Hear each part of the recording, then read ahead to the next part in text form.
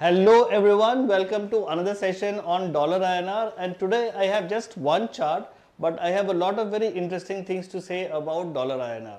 Okay, so let us look at this chart. This is the dollar INR daily chart, the offshore chart 24-hour, slightly different from onshore chart.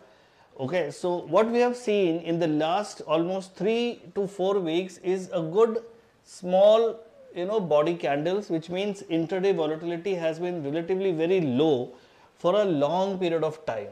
Okay, and what has that led to? That has led to the Bollinger Bands narrowing. Okay, so you look at this red line and the green line, those are the extreme bands of the Bollinger Bands, and since the prices had narrowed, the Bollinger Bands converged towards each other, indicating a period of low volatility. Okay, and typically when volatility comes down and it becomes narrow range bound trades, participants tend to think that okay, the historical volatility is period of high volatility is over, and now probably things will cool down. Okay, but that is the nature of the market. The big surprise that happened today. Okay, what happened today? It opened at 90.36 half, and then shot 50 paisa higher intraday to 90.88 and ultimately closed at 90.86. So the closing for the week for dollar INR is 90.86 for this week, and that is the nature of market when it was stable and range bound, and suddenly we see a big jump in the dollar and rupee weakens. Okay, and it has reached very close to the all time low of what we have seen, which is around 91.0708. So we are just about 20 to 30 paisa away. Okay, so this is the offshore chart, and so it is showing slightly lower, but onshore closed at 90.86. If you look at the technical indicators, again something very interesting. Even though the price has touched the upper Bollinger Bands, in technical analysis, one very important conclusion is the price has touched the upper Bollinger Band and the ADX. If you look at this blue line, this is the ADX, average directional index. ADX is below 20, and any ADX below 20 typically means that the market is not trending. It's a non-trending market. So in a non-trending market, if the price typically touches the upper Bollinger Band, then that is typically a signal of mean reversion, that the prices have gone to an extreme. It is a non-trending market, and then trend is not expected to continue. It is most probably a mean reversion signal.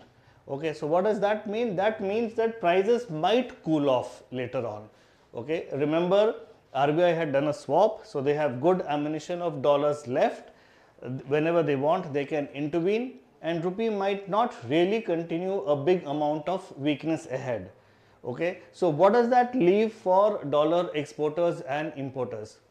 Now last 4-5 years we have seen rupee weakening has been far more than the forward premiums. Okay, so which was historically from 2000 to 2020 the reverse. The forward premiums were higher, weakening was less. So in the last 4-5 years, when it has flipped, the weakening is more and the forward premiums are less, the dollar exporters have been very reluctant to hedge. Okay, and then we saw further rupee weakening, and then a lot of RBI intervention, rupee gaining again. But bottom line, exporters are reluctant to hedge. But now, once we have seen a decent amount of two-way volatility and some rupee gains, forward premiums have improved from 2% to 2.75% per annum. Exporters should look to do some hedging, because obviously staying at 0% hedge is a very risky proposition. All your financial statements and your financial numbers will be very volatile.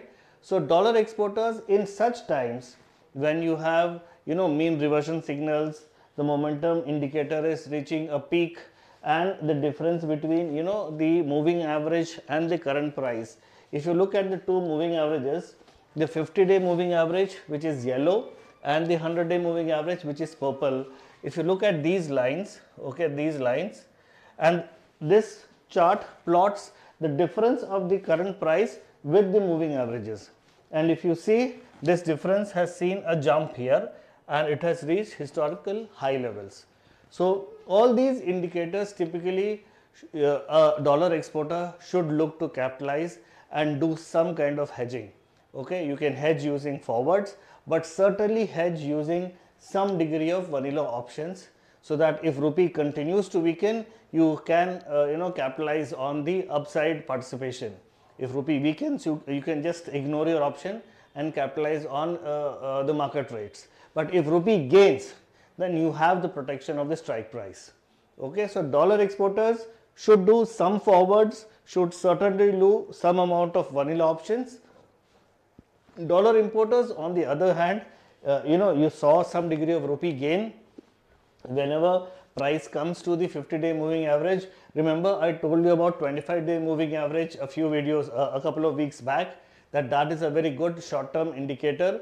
So if prices come to the 25-day moving average, you should look to do some hedges.